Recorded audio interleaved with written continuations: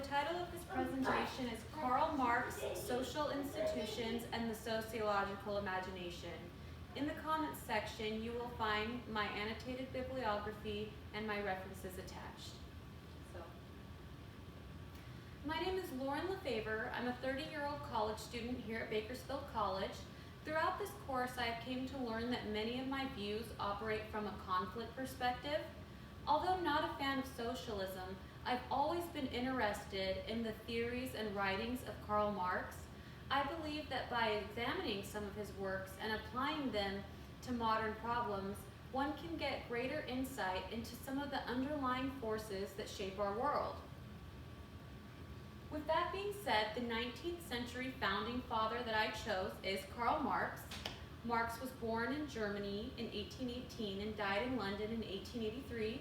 Marx was a German sociologist, economist, and revolutionary. Marx worked mainly in the realm of political philosophy. He was known for writing the Communist Manifesto, which is the most celebrated work of the socialist movement. So Marx's social thoughts, theories, and perspectives. According to Chambliss and Iglesias, Marx believed that almost all societies throughout human history have been divided into economic classes, with one class benefiting at the expense of another. Therefore, human history should be understood as a result of this class conflict. And class conflict is the competition between social classes over the distribution of wealth, power, and other valued resources within a society. Marx believed that eventually the exploited workers of a capitalist society would rise up against those in control. He believed that no one class should have power over another. We see today that many of his predictions regarding capitalism have actually come true. For instance, means of production being concentrated into fewer and fewer hands, like we see with big conglomerates such as Walmart, who incidentally have been slammed time and time again for their exploitation of cheap laborers. So in essence, Marx believed that a capitalist society was immoral. A small group of wealthy capitalists are able to exploit and dominate lower classes for labor. I believe today we can see the ills of the current society all around us. According to UN.org, 25,000 people around the globe die each day from starvation and related causes. Yet we live in a planet with enough food to feed every man, woman, and child, just not enough money to pay for it. So what is the sociological imagination? In 1959, sociologist C. Wright Mills defined the sociological imagination as the ability to see the impact of social forces on individuals' private and public lives. The sociological imagination gives us a lens to view the world and situations within it from a different perspective that allows us for greater insight into whys for what's happening in the world around us. So we're actually to make connections between the macro level, which is society, and the micro level, which is the individual. Mills wrote in the book, The Sociological Imagination, when classes rise or fall, a person is either employed or unemployed. When wars happen, an insurance salesperson becomes a rocket launcher, a store clerk, a wife or a husband lives alone, and a child grows up without a parent. Neither the life of an individual or the history of a society can be understood without understanding both.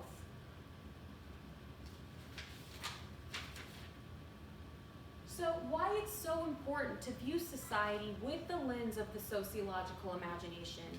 I believe it's so important to view society with the lens of the sociological imagination because it allows us to not only make better decisions for ourselves, but better decisions for society as a whole.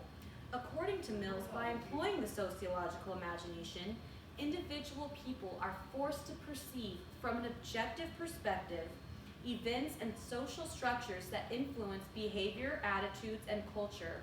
Every person could benefit greatly from employing the sociological imagination. I believe it's a form of critical thinking that today's day and age is seriously lacking. Imagine, instead of just turning on the TV and taking anything that the mainstream media says as absolute fact, people were able to say, wait a minute, I know that XYZ is also caused from this factor and this factor. It arms people with knowledge so they don't become a product of their environment and circumstance. For instance, if a young mother is faced with the decision of living in a nicer home but worse neighborhood, or a good neighborhood but worse house, utilizing the sociological imagination, she may look into and understand the implications of raising her children in a bad neighborhood. She might look at factors such as crime rates, violence, school completion rates, and become armed with the knowledge to make the best decision for her and her family. 3 classical social theories. We have structural functionism, which was coined by Emile Durkheim, and structural functionism basically sees society as one complex body whose parts and structures work together in a fashion to promote stability. So society would be the body, and the various structures would be the organs working together in one mechanism. In this theory, there's a large emphasis on the many structures and the functions that they perform. And if something does not have a function, it would cease to exist within that society. Next, we have social conflict, which was coined by Marx, and Investopedia states that conflict theory focuses on the competition between groups within society over limited resources. Conflict theorists view social and economic institutions as tools of the struggle between groups or classes used to maintain inequality and dominance of the ruling class. So next we have symbolic interactionism, which was coined by Max Weber and George Herbert Mead. And this theory focuses on the socially constructed sense of self and the value in which we put on language, gestures, and symbols in order to share meaning with others. So next we have institutions. Social institutions are mechanisms of patterns of social order focused on meeting social needs, such as government, education, family, healthcare, and religion. 3 U.S. institutions would be public education, whose purpose on the surface would be to provide citizens with knowledge required to be functioning members of society. And then we have medicine, which is our society's way of handling the sick and injured. And next we have the U.S. military, whose purpose on the surface would be providing security for the United States and its territories and providing for defense. Next, we have problems within one of these institutions, more specifically the education system. So I believe that the education system is one of the greatest purveyors of inequality within our social institutions. Resources are unevenly distributed based on property taxes, a move deliberately designed to provide children living in more advantaged jurisdictions with better quality teachers, materials, resources, and programs. While children who live in poorer neighborhoods and therefore economically disadvantaged receive inferior education.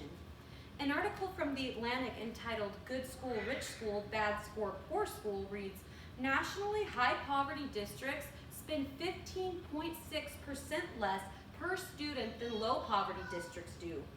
Lower spending can irreparably damage a child's future.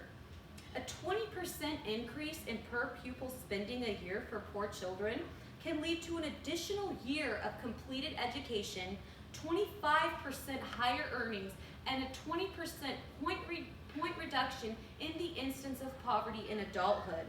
So that shows the implications and just how serious the problem of inequality within the public education system actually is.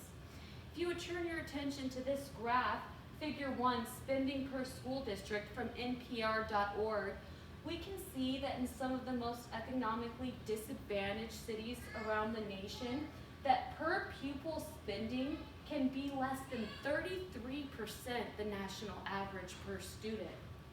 And we see in some of the more advantaged places, on average, they can spend as much as 33% more per student. This just shows the inequalities and discrepancies.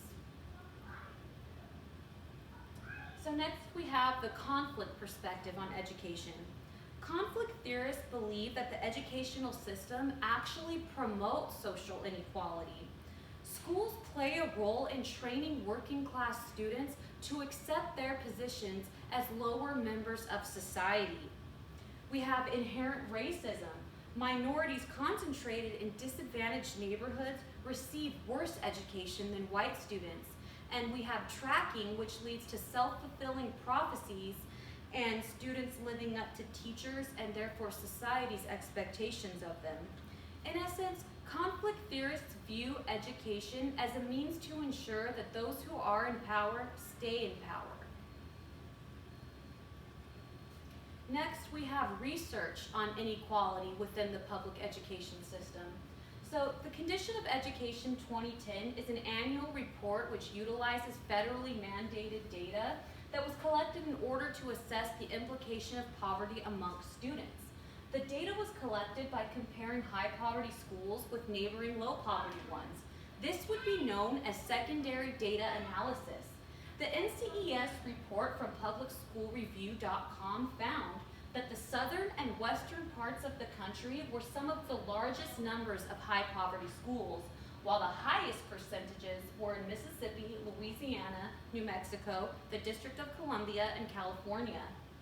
It also found that students at high poverty schools were more likely to be minorities and have limited English proficiency.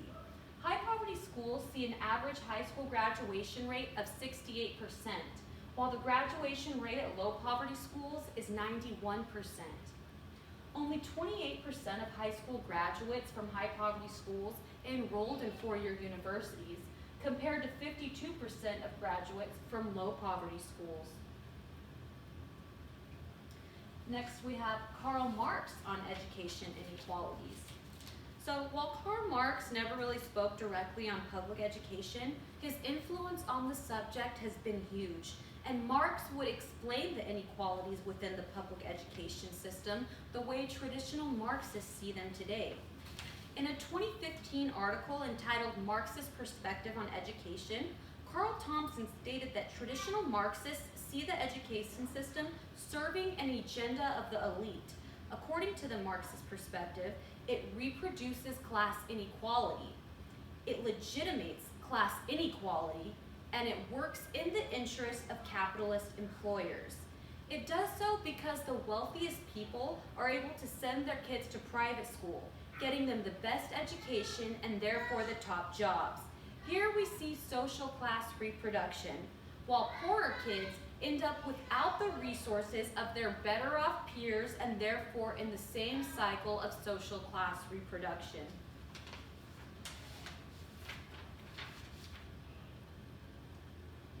So here we have solutions using the sociological imagination to public education inequalities. As I recall previously learning in this course in one of the weekly DQs, modern day school integration was greatly solvent for the students who attended impoverished schools and were transferred to neighboring advantaged schools. Using the sociological imagination, one would come to realize that society as a whole and not just individuals would benefit from such a move, because study after study shows that children who are more involved in their schooling are less likely to engage in delinquent and criminal behaviors, and that's extremely advantageous for society. This lens is one that lets us explore the causality between such things and to see how individual problems become public ones and vice versa. So, in summary, this course has provided me with so much more knowledge into things that I was already interested in. I really wish more people were able to utilize the lens of the sociological imagination. I have learned throughout this course and this assignment that things are rarely ever just what they seem on the surface. It takes some digging to understand the mechanisms behind what goes on in the world around us. We do have the ability to take action in the reduction of inequalities that we're faced with, but it's going to take education, dialogue, and discourse. Inequalities are pervasive, but they are solvable. If enough people viewed society in the way that we have learned to view it throughout this course, I believe that the world we live in would be a much better place. So I just want to thank you again for taking the time to view my presentation, and I hope that you have a good day.